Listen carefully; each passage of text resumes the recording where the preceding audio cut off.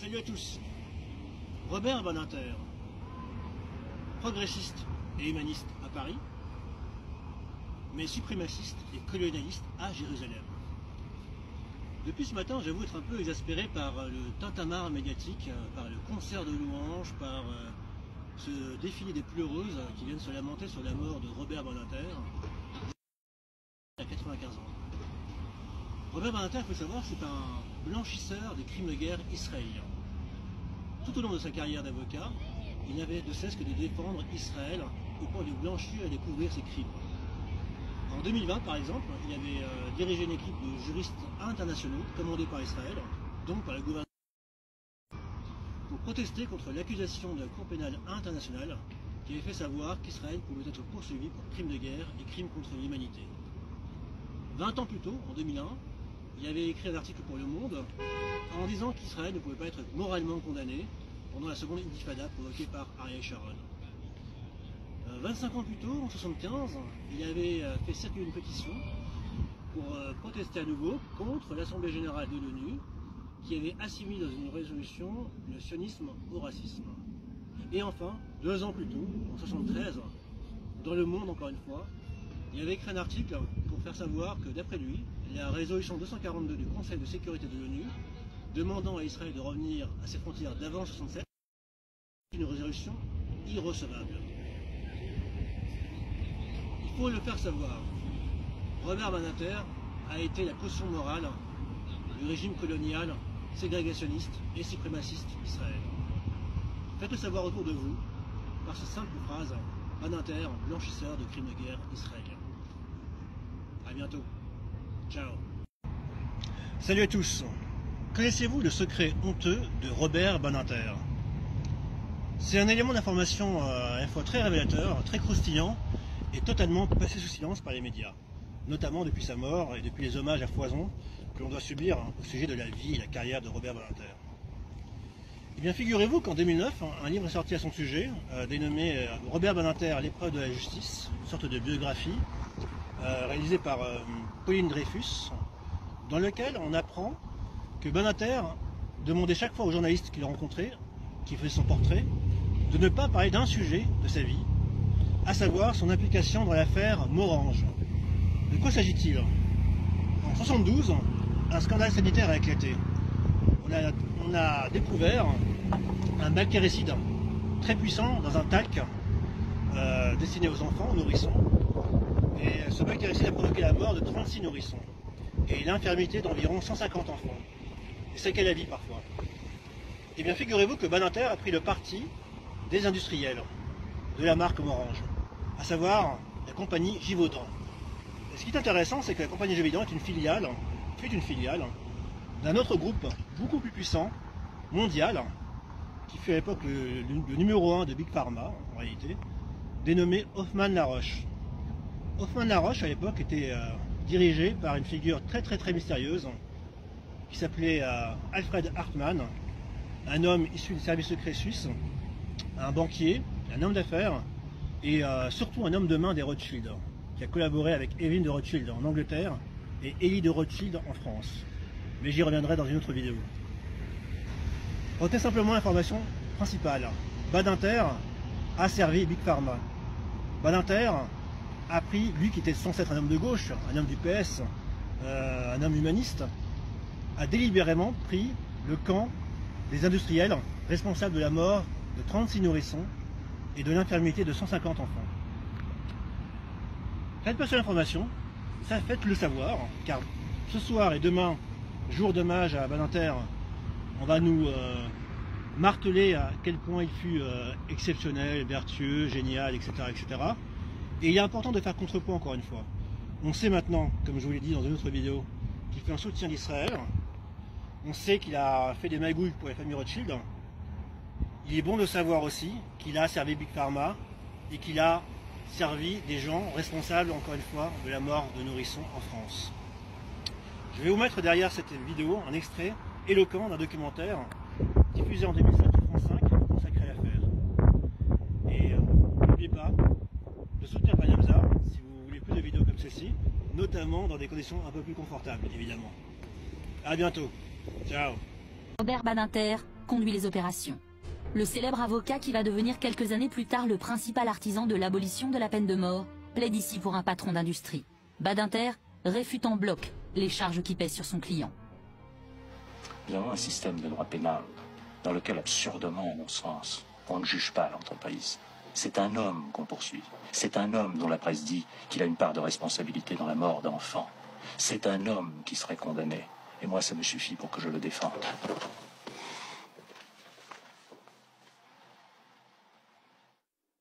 Eux, ils pouvaient se payer des avocats comme ça. Parce qu'ils n'avaient pas que Badinter. Hein. Ah bah non. On ne pouvait pas se battre contre eux. C'était, comme ma femme disait, hein, le pot de fer contre le pot de terre.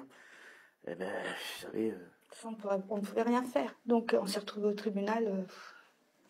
On n'était pas assez, quoi, de toute façon. Le verdict du procès en première instance, prononcé au début de l'année 1980, ira en appel, où le procureur général, à la surprise des parties civiles, demande la relaxe de Givaudan. Mais il ne l'obtiendra pas. Prononcer le verdict du premier procès de l'affaire du talc Morange, comme celui qui a suivi en appel, est aujourd'hui une infraction pour diffamation.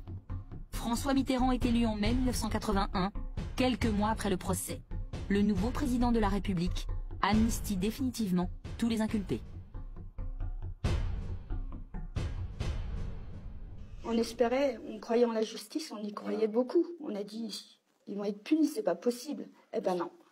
J'étais un peu écœuré parce que je dis, moi, dans ma profession de chauffeur routier international que je faisais, j'avais qu'à créer un accident ou un truc comme ça, on me mettait tout de suite en prison, moi.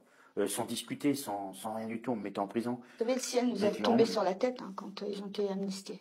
Ah oui, ça c'était un truc qu'on Déjà, n'a jamais compris. Hein. Ça, le monde s'est écroulé quand on a perdu notre fils, mais là il s'est écroulé une deuxième fois. Quoi. Ouais. Non, mais il y a eu une injustice totale là-dedans. Hein. Il y a eu une injustice complète là-dedans. Tout ça parce que c'était des grosses sociétés multinationales et compagnie. Hein. Voilà. Ça nous a révoltés, dégoûtés, oui, dégoûtés. Hein. Dégoûté. Parce que, non, je n'ai jamais admis. On n'a jamais admis. Je dis, on n'a jamais admis ce truc-là. C'est pas normal. Salut à tous. J'ai appris un truc de dingue sur Robert Badinter. Vous savez, l'homme dont on nous vante les mérites, ce grand humaniste, ce type vertueux, Saint Robert, après Sainte-Simone, Veille. J'ai appris que c'était pas seulement un soutien zélé du régime israélien, au point de couvrir ses crimes de guerre. Robert Badinter a été aussi un magouilleur communautaire. Je m'explique. Dans une enquête intitulée « Une banque au pouvoir » et rédigée par la journaliste Martine Orange, on apprend que Badinter, en 80-82, il était à l'époque ministre de la Justice, est intervenu secrètement auprès de François Mitterrand, président de la République, pour que la famille Rothschild puisse pouvoir recréer sa banque d'affaires. Souvenez-vous du contexte, nous sommes en 81, c'est l'arrivée de la gauche au pouvoir, et c'est l'époque des nationalisations bancaires, sous pression des communistes, qui avaient été donc alliés aux socialistes au pouvoir. Et ça avait été un camouflet pour la banque Rothschild, au point que la famille avait songé à émigrer à New York et à Londres en raison de cette mésaventure pour leurs affaires. Eh bien, Badinter, dans les coulisses du pouvoir, au sommet de l'État, a fait pression de manière diplomatique et amicale sur Mitterrand pour que la famille Rothschild puisse avoir une sorte d'exception à la règle. C'est ainsi qu'en 1984, à l'époque sous le ministre des Finances Jacques Delors, cette requête a été validée. La famille Rothschild a pu recréer sa propre banque d'affaires privée, dénommée PO Gestion. C'est un scandale, car ça s'est fait dans le dos de la France, contre la décision de la majorité parlementaire de l'époque, et ça s'est fait par tribalisme communautaire. Robert Badinter a fait pression en raison de son amitié avec David de Rothschild, qu'il a connu au Fonds social juif unifié. Le Fonds social juif unifié, c'est une sorte de CRIF bis, dans lequel siégeait à l'époque aussi Jacques Attali.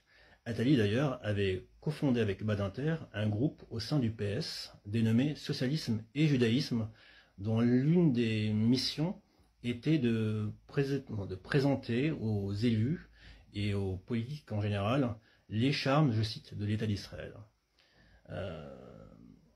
On a affaire à un groupe, encore une fois, communautaire, à des gens qui, par tribalisme, se soutiennent et qui vont contre l'intérêt de la majorité. Et ce genre d'informations, vous ne le verrez nulle part ailleurs, ni dans les médias mainstream évidemment, ni dans les médias dits alternatifs qui évitent totalement ce genre de sujet. Voilà pourquoi je vous incite vivement à soutenir panamza.com, ce site d'information créé en 2013 qui produit justement ce genre d'informations, de révélations que vous ne verrez nulle part ailleurs. Comment soutenir? Par une donation, par une souscription, par un abonnement, par un investissement.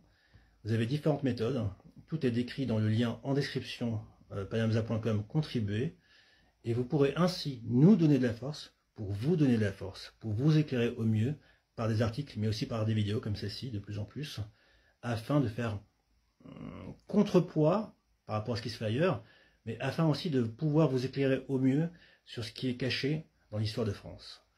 Donc encore une fois, je compte sur vous, donnez-nous de la force, donnez-vous de la force, et bienvenue sur Panamza. À bientôt. Ciao. Salut à tous. C'est incroyable. TikTok a supprimé ma vidéo au bout de 2 heures, après 30 000 vues, qui fut consacrée à Badinter, dans laquelle je révélais que Saint-Robert avait été l'avocat de la compagnie Givaudan, une compagnie impliquée dans la mort de 36 nourrissons. La vidéo était sourcée, factuelle, vérifiable, mais elle a été supprimée sous le motif suivant, désinformation. En même temps, ce n'est pas tellement étonnant, puisque nous savons que la Commission européenne exerce des pressions sur TikTok France, notamment via l'entremise de Thierry Breton, commissaire européen en charge du numérique et ancien de la banque Rothschild. Je vous laisse à vos conclusions sur ce point. En tout cas, puisque les révélations dérangent, on va continuer aujourd'hui avec une nouvelle révélation sur Badinter. Vous ne le savez peut-être pas, mais en 81-82, quand il était ministre de la Justice, Badinter a fait sortir de garde à vue ou de prison discrètement des militants juifs extrémistes du Bétar. Le Bétar, c'était un groupe de juifs suprémacistes, pro-israéliens, violents et racistes, anti-arabes. Ils se faisaient souvent à l'époque interpeller en fin de manif, soit face à des patriotes catholiques, soit face à des militants pro-palestiniens. Et il y a donc Badinter a fait ça dans le dos de la France, sans tapage politique ou médiatique, en catimini. Je vais vous mettre un extrait d'un documentaire consacré au sujet, diffusé en 2019 sur Public Sénat, et je vous incite vivement ensuite à rejoindre Panamza pour garder le lien entre nous. À tout moment, TikTok peut supprimer la page de Panamza. Donc si vous voulez continuer à recevoir ce genre d'informations, abonnez-vous ou devenez donateur de panamza.com. Vous recevrez ainsi une newsletter, donc ce genre d'informations vous parviendra directement dans votre boîte mail. Et de manière générale, je vous incite vivement à sortir de votre torpeur. En face, ils sont actifs, ils sont déterminés, ils ont des réseaux, des banques, des leviers puissants, des agents dans la police, la justice, les médias. Donc franchement, il est grand temps de quitter votre torpeur bienveillante et d'être un peu plus frontal, plus radical, sans haine ni violence évidemment, mais simplement plus engagé sur ce genre de questions.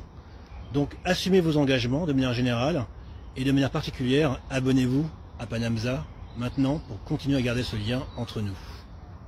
À bientôt. Ciao. Je pense que c'était pour des raisons d'État.